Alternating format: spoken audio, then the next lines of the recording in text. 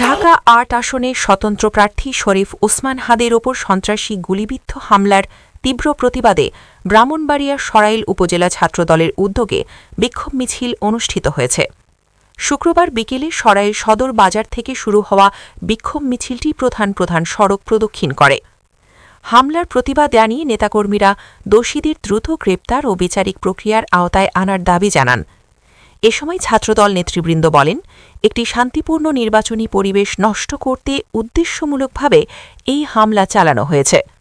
তারা হামলার ঘটনার নিন্দা জানিয়ে বলেন, জনগণের ভোটাধিকার রক্ষা ও গণতান্ত্রিক পরিবেশ ফিরিয়ে আনতে ছাত্রদল ঐক্যবদ্ধভাবে মাঠে থাকবে।